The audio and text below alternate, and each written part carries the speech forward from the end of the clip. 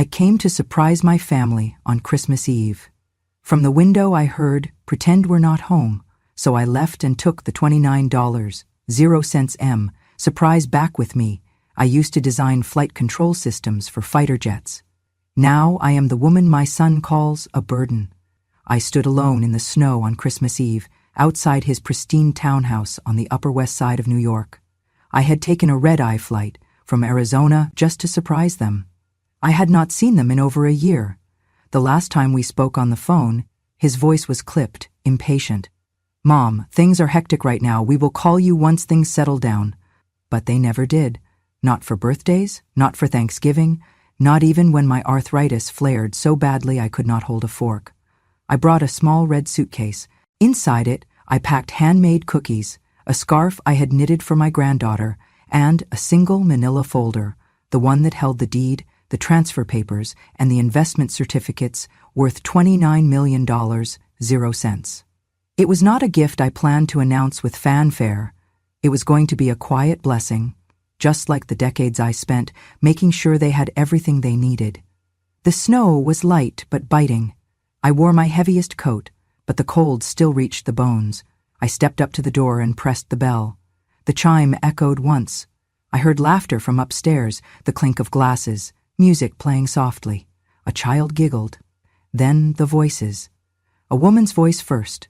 My daughter-in-law. "Who is that? Did you invite someone else?" Then my son. I knew that voice. Even behind the closed window, I could still hear every word. "Pretend we are not home. I cannot take it tonight. My mother acts like she still has some place in this house, like she still matters." There was a pause. "Just mute the bell, close the blinds. She will go away." I did not move. My hand was still on the handle of my suitcase. My legs trembled, not from the cold, but from the weight of those words. A moment later, the music grew louder. I heard the blinds being drawn, the porch light turned off. The house, which had been full of light and warmth just seconds earlier, now looked cold and dark from where I stood. For a brief second, I considered ringing again. Knocking. Maybe one of the grandkids would recognize me, open the door with a smile, wrap their little arms around me. But I knew better. This was not the first time I had been dismissed, just the first time it was so blunt, so public, and so final. I turned around slowly. My boots crunched against the snow as I stepped down onto the sidewalk. I felt the wind pick up just as I reached the gate. The red suitcase tipped slightly and the top flap opened. A corner of the manila folder poked out, the edge of a legal document fluttering in the wind. I knelt to close it, and as I did, I paused. That folder was meant to change their lives. $29 million earned, invested, reinvested, and protected by a woman they had come to call irrelevant. I had planned to hand it to my son that night. No ceremony, no speeches, just, "This is yours, use it wisely." But not anymore. I stood again, zipped the suitcase tight, and walked down the street. My breath fogged in front of me, but inside I no longer felt the cold. I felt something else entirely. I felt clarity. They thought I was old, disposable, powerless, but they forgot something. The quietest person in the room is often the one who remembers everything, and I remembered everything. I remembered the sacrifices. I remembered the nights I stayed up until dawn writing code, back when computers filled entire rooms and the military refused to believe a woman could contribute to defense technology. I remembered carrying him to the hospital when he broke his arm, while his father drank himself into another stupor. I remembered skipping meals so he could attend science camp. And I remembered how proud I was when he became an engineer. I thought, he inherited my mind, my fire. But I was wrong. He inherited my fire, yes, but not my heart. They called me a burden. They forgot who built the bridge they walked on. They forgot who taught them how to cross. I did not cry as I walked. Not that night. Tears would have been wasted. Instead, I pulled out my phone, booked a room at a quiet hotel near Central Park. I ordered soup, a soft bed, and silence. And before I slept, I took the folder from my suitcase and set it on the desk beside me. I looked at it long and hard, and I whispered to myself, "It is still mine. And now I get to decide what kind of legacy it will become." Outside, the city glowed with lights and joy. Inside, A grandmother slept peacefully for the first time in years, knowing that the people who shut the door on her had just shut the door on everything they never knew they needed, and she was finally free. They never asked what I did before I became a mother. It was as if I only began existing the day I gave birth, as if the woman I was before had evaporated into the ether the moment I held my baby boy in my arms. But I remember her, I remember me. I was 22 when I was accepted into a classified government program focused on computational systems for military aircraft. It was 1962. I was one of only 3 women in the room, and the only one not assigned to secretarial duty. My professors had vouched for me. They said, "She doesn't speak much, but when she does, you'd be wise to listen." I wrote my first flight algorithm by hand, on lined paper, with a mechanical pencil. There were no modern monitors, no keyboards. We coded with punch cards and stacks of paper taller than we were. I used to sit for hours mapping equations for angle correction in supersonic speed adjustments. It was math that could make or break a jet's mission. 1 decimal off and a pilot could be dead. I was good. No, more than good. I was precise, relentless, quietly exceptional. By 24, my work had been integrated into the early radar feedback systems on U.S. fighter jets. But no one outside the lab would ever know. Our names were not printed, and we were told not to speak of our contributions. Secrecy was part of the job, and I accepted it. I believed I was helping protect something bigger than myself. Then I got pregnant. I still remember the meeting. A man in a gray suit, 20 years older than me, looked down at the swelling of my belly and said, "You will need to step away. A woman in your condition cannot be around this equipment." "What if you faint? What if the stress affects the child?" I asked, "What about my clearance?" He folded his arms. "You'll be suspended, temporarily. We'll reevaluate after the birth." They never reevaluated. Once the baby came, the badge never came back. My security access was revoked, my name taken off the rosters. I was thanked for my service and told to be proud of being a mother. As if one role canceled out the other. I left quietly. I did not fight it. There was no system in place for women like me to fight anything, and I told myself, "It's okay, you can do both. You will raise him to carry the torch. He will know who you are." But he never did. When my son was 3 months old, I sat at the kitchen table with my old slide rule, helping a neighbor's boy prepare for a math competition. I had to pretend it was just a hobby. When he turned 1, I baked a cake with the same hands that once programmed the speed of descent for an F-4 Phantom. I wrote hundreds of thousands of lines of code in my youth. But after my son was born, the only thing I wrote were grocery lists. No one ever asked if I missed it. No one even imagined I had once been anything else. And I let them forget. My husband suffered a stroke at 50. I became his nurse. My mother-in-law developed dementia. I became her guardian. The house became a silent ward, and I am the quiet caretaker. Every beep from the medical machine, every unsaid resentment settled into my spine like bricks. Still, I carried on. When the school cut math classes, I pulled out my chalkboard from the garage and taught my son myself. Night after night, we sat at that dusty board while I showed him how to break down algebra like it was a second language. He had talent. Not my precision, not my hunger, but enough. I thought he saw me. I thought he noticed the way I could solve quadratic equations faster than the teachers at his school. I thought he'd ask one day, "Mom, how do you know all this?" But he never did. To him, I was just the woman with the chalk on her hands, always home, always tired, always available. He grew, and with each passing year, his questions dwindled. His assumptions grew. He began to see me the way the world had trained him to, invisible, domestic, done. He never asked why I never had a job. He never questioned how the bills were paid, even when his father could no longer contribute. He never noticed the long nights I spent balancing accounts, learning the stock market quietly through the public library, investing what little I had left from my past life into portfolios that over decades grew into millions. I clipped coupons and bought thrift store clothes while watching my investments quietly multiply. He went to college. I paid for it. He got married. I helped with the down payment. He had children. I sent checks for every birthday, every holiday, every lost tooth. But when I spoke, it was always, "Thanks, Mom," and then back to their world. The last time he visited me in Arizona, he spent most of the trip on his phone. I made his favorite dish, beef stew with thyme and red wine, but he picked at it, said it was too rich for his diet. When he left, he kissed my cheek and said, "Take care of yourself, okay? You're not getting younger." I nodded. I always nodded. I was the quiet mother, the steady presence, the unpaid provider, the forgotten genius. I do not resent him for not asking about my past. I resent that he never once believed there was one. And now, he sees me as a burden. He thinks I am here because I want to cling to the past. He does not realize I was the past he is trying to escape. He does not know that the systems he now patents are distant echoes of the ones I helped create. But I know. I remember.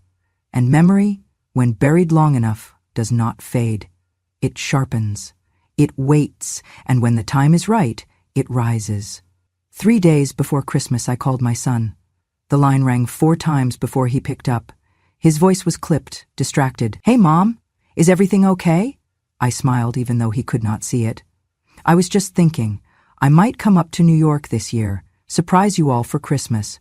There was silence on the other end, followed by the sound of movement, like he was covering the phone. When he spoke again, his tone had shifted. It was polite, but tight. This year's a bit complicated. We're hosting a few people. Clients, actually. Big names from the firm. It's kind of a full house." I paused. "I can stay in a hotel nearby. I just thought maybe I'd drop by on Christmas Eve, bring the kids some treats." He exhaled, a long, quiet sound I had heard many times before, half exhaustion, half annoyance. "Mom, I'm not sure that's the best idea. It's going to be a bit of a circus here. The girls are running around, Jenna's stressed. I've got calls lined up. Maybe we should plan something after New Year's when it's less hectic." I did not argue. I never did. I simply said, "Of course, I understand." But I still packed my bag, not out of defiance, but out of instinct. Some things a mother does without permission. I packed my red dress, the one with small embroidered roses, the one my husband once said made me look like I carried the holidays in my smile. I baked 6 dozen cookies, molasses spice, his favorite since he was 10. I wrapped them carefully in parchment paper and twine. And then I reached under the floorboard of my closet and pulled out 3 things. A battered laptop, 10 years old, still functional. Contained in its drive was a digital archive of my old projects, raw data, scanned punch cards, letters of recommendation, time-stamped memos. It was everything I had from my years as a military systems developer. A small wooden box. Inside, a collection of yellowing pages, blueprints, hand-drawn schematics of early flight control systems, my handwriting, my calculations. Stamped, confidential in faded ink, they were my original drafts, the same ones I used as a foundation for a system I would later watch my son adapt for commercial aerospace. And lastly, a slim black USB, encrypted. On it, a compiled report that linked my historic work to patents currently filed under his name. He never asked how he knew what he knew. He assumed it came from talent, from blood, and maybe it did. But talent needs a foundation, and his foundation was mine. I placed all of it carefully into a second compartment in my suitcase, away from the cookies and scarf. On top, I laid a crisp, manila envelope, the new version of my will. I had updated it just 2 weeks prior. A new beneficiary, a new legacy. I booked a flight for the 23rd, landing in New York just after sunset. The city was lit up like a dream. Storefronts bursting with gold and green, snow dusting the sidewalks. My cab driver was young and kind. He helped with my suitcase and asked who I was visiting. "My son," I said, smiling. "I'm surprising him for Christmas." He nodded, chuckled. "Hope they've got cookies." "They do," I said. "They just don't know it yet." At the hotel I rested. I checked the weather. I reread my letter to the estate attorney. I looked through the old documents, touching the edges like they were bones of a past life. I watched a video of my granddaughter's last recital, sent by the school, not by her parents. Then, on Christmas Eve, I dressed. The red dress fit like a memory. I brushed my hair back, pinned on a brooch shaped like a snowflake. He had given it to me when he was 7. bought from a school holiday fair. It still sparkled under light. I took the subway to their street, walked the last 2 blocks. Each house was glowing, each window a scene from a postcard, families laughing, eating, embracing. When I reached his doorstep, I adjusted my scarf, pulled my coat tighter around me, and rang the bell. I already knew what was coming. But some part of me still hoped. Some part of me was still the young mother, waiting for her boy to come home and say, "Mom, I get it now. I see you." But that night, the only thing I saw was a shadow in the upstairs window, and then the blinds shutting me out. I stood on the porch, holding the red suitcase in one hand and the tin of cookies in the other. The wreath on the door was fresh, pine and cranberry, elegant, expensive. A small plaque beneath the doorbell read, "The Lennons." My son's name, not mine. I pressed the bell and waited. Inside I heard footsteps, laughter, then silence. Moments later, the blinds on the tall front window shifted, just slightly, just enough for someone to peek through, and then a small face appeared. It was her. My granddaughter. She must have been 6 now. Her eyes lit up when she saw me. She pressed her tiny hands to the glass and squealed, "Grandma, Mommy, Daddy, Grandma's here." My heart lifted, just for a second. That brief, beautiful second when a child remembers love before learning shame. Then I saw my son. He rushed into view, crouched to her level, and gently pulled her away from the window. I could see his lips moving. Firm, stern, rehearsed. "No, sweetheart, Grandma's not staying. Go help Mommy in the kitchen, okay?" She hesitated, then nodded. He stood.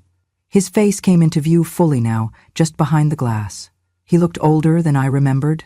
Thinner. Sharper. Maybe it was the angle. Maybe it was the light. He didn't open the door, he just looked at me. I smiled. I gave a small wave. He didn't wave back. I heard the door unlock, then open, just slightly. An inch. 2 inches.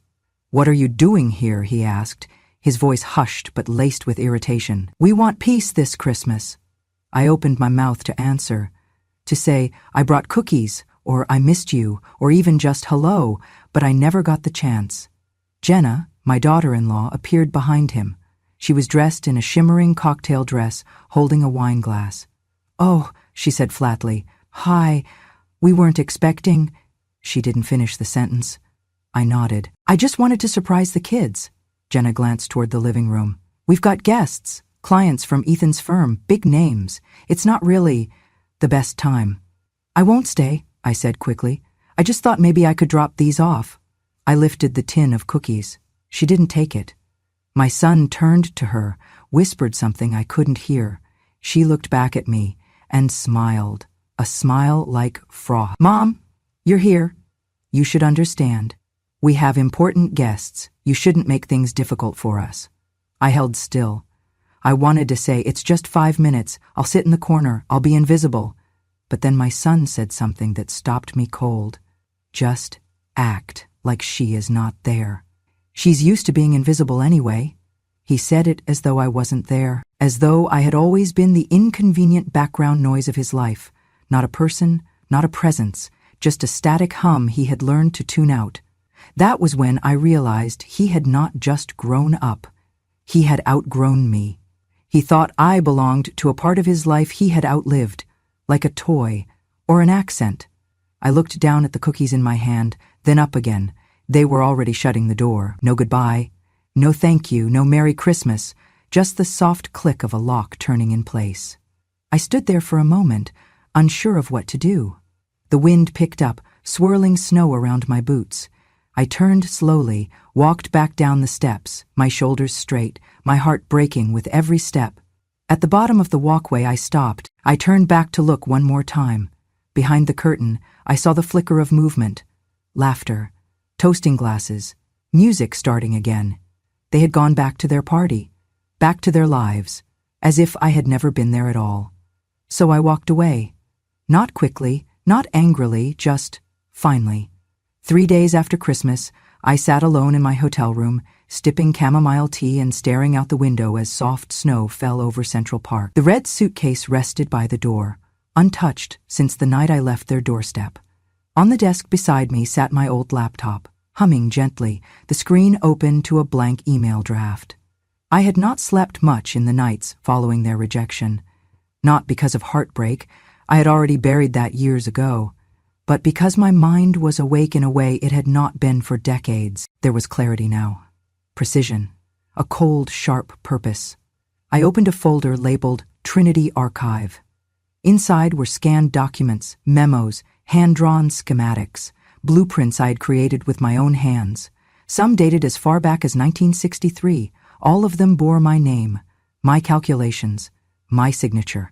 I scrolled through images of radar loop configurations, angle correction models, and a particular system optimization equation I had once scribbled on the back of a sandwich wrapper. I recognized that formula because I had seen it again, almost word for word, on a patent my son had proudly shared in an article last year. He had built his company on it, rebranded it, monetized it, without once mentioning me. I opened a second folder labeled Proof. This one held comparative documents, my original schematics versus the modern ones registered under his company. Even a child could see the lineage. The structure was identical, the equation roots unchanged. He had not created a new system, he had modernized mine. I minimized the windows, took a deep breath, and opened my contacts. There she was, Helen Morris. We had met in 1961, two of the only women in our cohort. She had gone into science journalism while I dove into defense. She had spent the past 40 years writing exposés on scientific ethics and academic misconduct. We had not spoken in years, but I remembered something she once told me in a cafeteria back in Cambridge. Truth always waits for the right moment, and when it arrives, it cuts cleaner than any blade.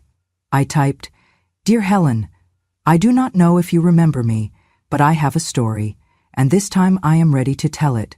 I attached the files, the documents, the comparisons, the encrypted USB contents. I ended the email with one line: "He took my work, my silence helped him build it, but now I am done being quiet." I hit send. 48 hours later, I received a reply. Helen wrote, "I remember every word you ever said to me. I've just spent the last 10 hours going through your files. What you have here isn't just a story, it's history. Let's make it loud." The story went live on New Year's Day. Front page of the Science and Tech section. The mother of flight control, how a forgotten female engineer was cut from her own legacy. Subheading, "She designed it, he patented it. Now the truth is coming home." Within 24 hours, the article had over 2 million views. By the third day, it made the front page of the Sunday Times. The article detailed my original contributions to the early radar and flight control systems. It laid out the timeline of my government clearance, my forced resignation upon pregnancy, and the quiet decades that followed. And then it drew the line, methodically, precisely, from my blueprints to the modern patents held under my son's company. They quoted me in the final paragraph. "He is brilliant. But brilliance built on stolen bones is not legacy, it's theft." The fallout came fast. Investors began pulling out of the company. Social media exploded with outrage. "She wrote the code" trended for days. University ethics boards began requesting a review of his honorary doctorate. The military contractor associated with his firm paused their renewal discussions. A formal inquiry into intellectual property origins was announced by the U.S. Patent Office. And then came the letter, a formal summons to appear before the Scientific Integrity Board for a hearing on ethical violations and potential fraud. My son was stunned. He issued a carefully worded public statement about admiration for his mother's past and possible misunderstandings in historical documentation, but it was too late. The genie was out of the bottle, and this genie wore glasses and carried blueprints. I watched it all unfold from a quiet corner of the world. No press conference, no public feud, just one woman, one room, and a truth long overdue. I did not gloat, I did not scream. I just smiled, because I knew the loudest revenge is the one whispered in proof, not rage. He had erased my name from his story, so I wrote it back in, one document, one equation, one headline at a time. The invitation came on thick cream paper, embossed with gold lettering and the seal of MIT. I stared at it for a long moment before reading it aloud. "You are cordially invited to deliver the keynote address at the MIT Women in Science Recognition Gala, honoring those whose work has silently changed the course of American innovation." I held the paper in both hands, as if it might dissolve. 60 years after they erased my name, they wanted me to speak. I arrived in Cambridge on a bright spring day. The campus was alive with blossoms and the low hum of minds in motion.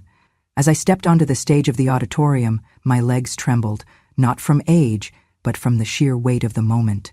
The crowd rose, not for a politician, not for a CEO, for me. Behind me, projected on a screen that reached from floor to ceiling, was a black and white photograph of a young woman with thick glasses and tightly pinned hair, standing at a blackboard filled with equations. Me, from a lifetime ago. I spoke for 20 minutes. I spoke of silence, of motherhood and machines, of the cost of being brilliant and invisible at the same time. I did not cry. I did not accuse. I simply remembered out loud and let them remember with me. At the end, the audience stood again. But this time I did not tremble.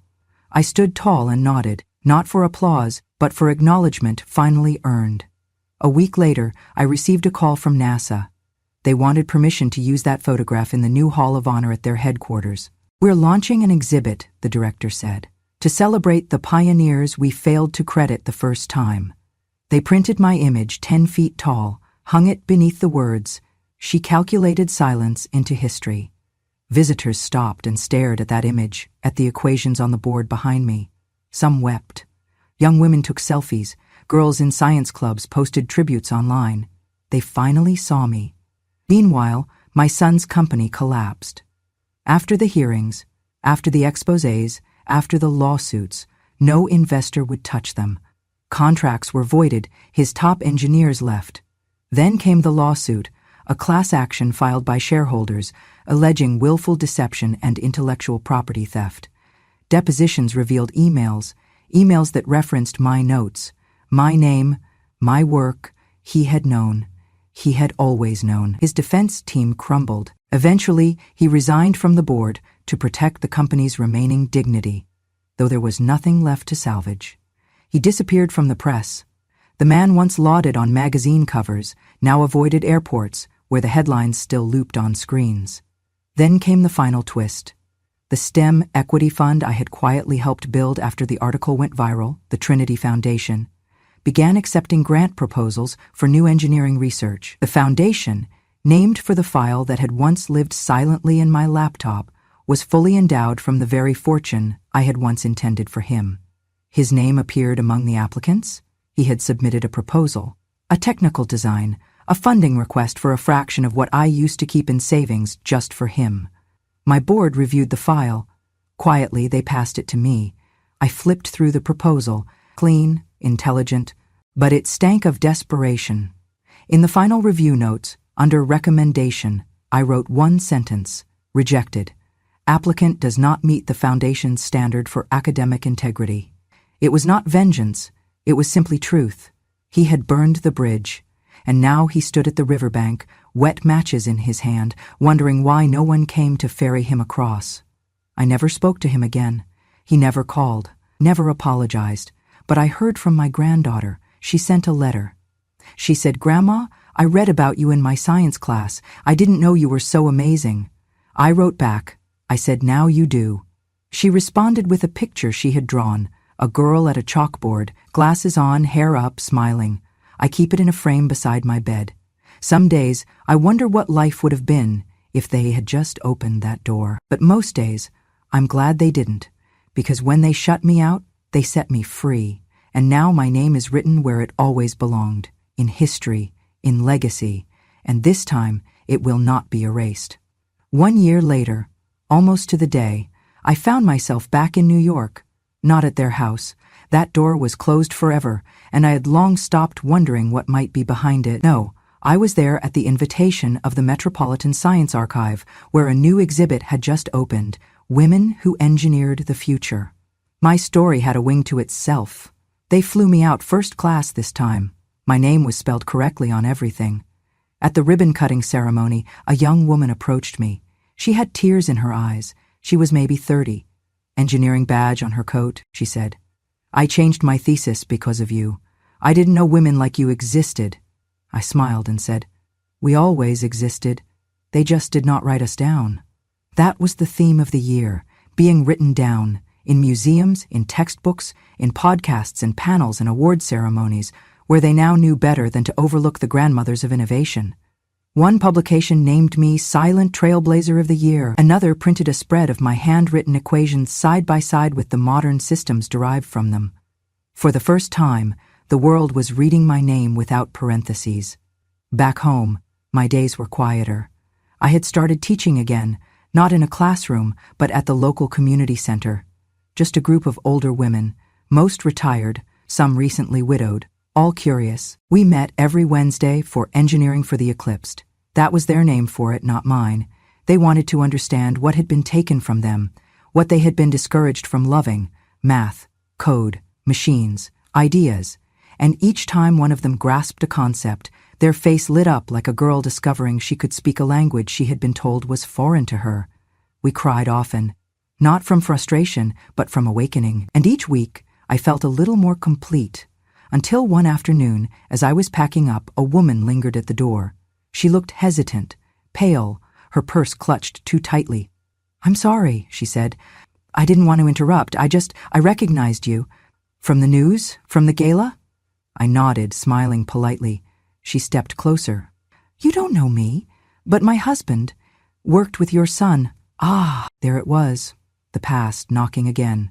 "I won't stay long," she said. "I just thought you should know. They're divorcing, your daughter-in-law and him." I blinked. "I see. There were a lot of things," she added, voice softening. "He blamed the fallout on everyone but himself, got paranoid, started lashing out. She took the kids and moved out 6 months ago." I nodded. "I hope they're doing better." "See my art," she said. Then, after a pause, "Your granddaughter, she joined a science club. Her mentor cites you in every lesson." That hit me harder than I expected. I thanked her. She left. And I sat in the empty room for a long time, not sad, not triumphant, just still. That night I received a call, a blocked number. I let it ring 4 times before answering. "Hello?" There was silence at first, then a breath, and then, "It's me," his voice, hollow, older. "I'm not calling to ask for anything," he said. "I know I lost that right. I just wanted to say I'm sorry." It wasn't rehearsed this time. It cracked, broke, fell apart between syllables. "I destroyed everything," he said. "The company, the trust. I even ruined my marriage." He exhaled sharply, like it hurt to admit. "I used to tell myself I earned it, that it was mine to take, but it wasn't. And I see that now." I said nothing. I let the silence speak for me. Then he said something I did not expect. "I started teaching. High school level. Engineering basics. Pays nothing, but it feels right." He paused again. "I used some of your old lessons, the chalkboard methods. I tell them where I learned it from. I tell them about you." I looked out my window. The desert sky was full of stars, the kind of clarity that can only come from distance. "I'm not asking to come back," he said quietly. "I just didn't want another year to pass without saying the words." I nodded, even though he couldn't see it. Then I said simply, "Thank you." We did not speak again after that, but that night I slept deeply, not because he apologized, but because he changed. That was all I had ever hoped for. Change, truth, continuity. Weeks later, a package arrived. No note, no sender listed. Inside, a small framed photo of my granddaughter holding a medal from her school's engineering fair. She stood next to a trifold board titled Legacy Systems, From My Grandmother to Me. In the corner, a quote written in Sharpie: "She taught planes to land and women to rise." That picture now sits on my shelf, right beside my patent acknowledgement plaque, right beside my quiet. Because revenge, you see, is not the end. It is the beginning of truth. But what comes after, what you build from the ashes, that is the real legacy. And mine? It lives on in a little girl's science fair smile, in a teacher with regret in his voice and chalk on his hands, in the names etched into scholarship plaques, each one beginning again, where I was once told to end. This is not a happy ending, it is a just one, and that, my dear, is better than any apology. That is history reclaimed, and now it's ours. I do not need anyone to thank me anymore. I do not need flowers, applause, or medals. I do not need their approval. I just need them to know I was here, I existed, I created. I carried a nation's defense on my back, then carried groceries home for a family that forgot. And yet, through it all, I endured. Because brilliance does not disappear when it is ignored, and wisdom does not expire when it is aged. The world tried to erase me, my own blood tried to silence me, but I remembered. And now, the world remembers too. To every woman who was told to be quiet, to stay small, stay soft, stay out of the way, I say this: stay strong. Write it down, keep the records, because one day they will ask, where did this come from? And your truth will answer, even if your voice is gone. This was my story, one of many.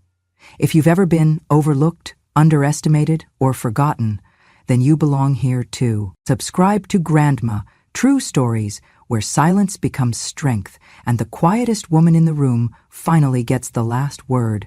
Because revenge has no expiration date. And wisdom? Wisdom never fades.